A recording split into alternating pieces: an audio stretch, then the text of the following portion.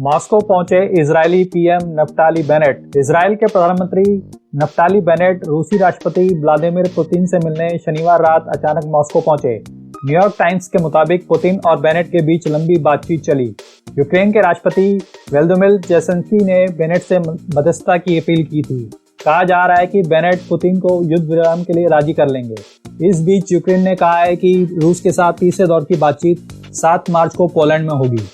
Russian Ukraine वार पूरी दुनिया में महंगाई को लेकर एक बहुत बड़ी चिंता बन गया है। दुनिया भर में कमोडिटीज के भाव में भारी तेजी देखने को मिल रही है। SCX पर सोने के भाव में मई 2021 के बाद सबसे बड़ी तेजी देखने को मिली है। आज MCX गोल्ड प्राइस 52,549 रुपए प्रति 10 ग्राम पर नजर आ रहा है। तमाम कमोडिटी एक्सपर्ट्स का मानना है कि नियर टर्म में सोना 54,000 रुपए तक के स्तर को छू सकता है। पुतिन ने पश्चिमी देशों को दी चेतावनी। रूस के राष्ट्रपति व्लादिमीर पुतिन ने अमेरिका और यूरोपीय देशों को चेतावनी दी है।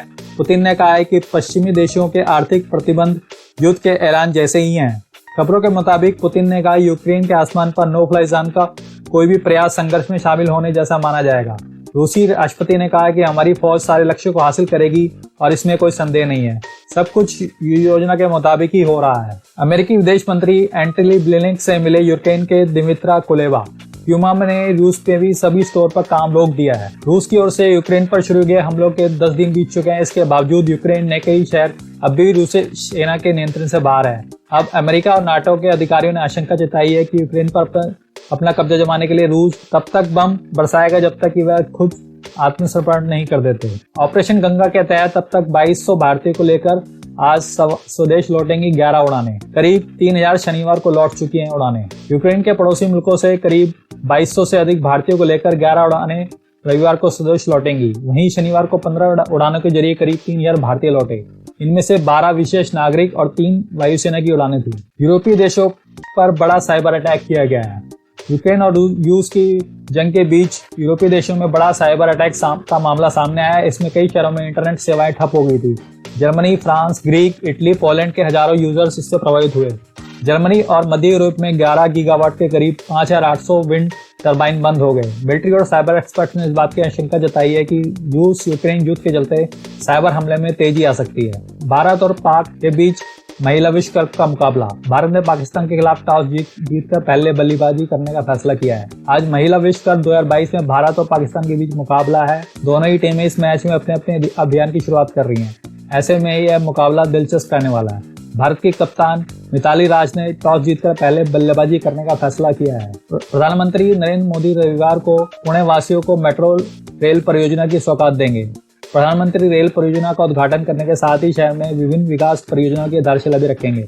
अपने पुणे दौरे पर पीएम मोदी ने एक तरह से पुणे महानगर पालिका चुनाव का प्रचार भी आगाज करेंगे। भाषा विवाद के अंदर गैर आदिवासी संगठनों ने आज झारखंड बंद का ऐलान किया है और लोगों से समर्थन की अपील की है। झारखंड के धनबाद और बोकारो जिलों की क्षेत्रीय भाषाओं की सूची में भोजपुरी और मगही को निकालने के बाद से फिर से शामिल करने की मांग जोर पकड़ने लगी है। इस कड़ी में भोजपुरी, मगही, मैथिली अंगिका मंच के नेतृत्व में गैर आदिवासी संगठनों ने दोनों जिलों की क्षेत्रीय भाषाओं की सूची में भोजपुरी और मगही को शामिल करने की मांग को लेकर रविवार को झारखंड में राज्यव्यापी बंद का ऐलान किया है। अमूल के बाद अब मदर डेयरी ने भी दूध के दाम बढ़ा दिए हैं। कंपनी दिल्ली NCR में अपने दूध की कीमतों में 2 रुपए प्रति लीटर का इजाफा किया। बढ़ी हुई कीमतें रविवार से लागू होंगी। इससे पहले अमूल और पराग मिल्क ने अपने दूध की कीमतों में 2 रुपए प्रति लीटर की बढ़ोतरी का ऐलान किया था। पैन कार्ड को आधार कार्ड से लिंक करने की आखिरी तारीख 31 मार्च है। अगर अपने डेडलाइन तक अपने पैन को आधार कार्ड से नहीं जोड़ा है तो ये इनएक्टिव हो जाएगा।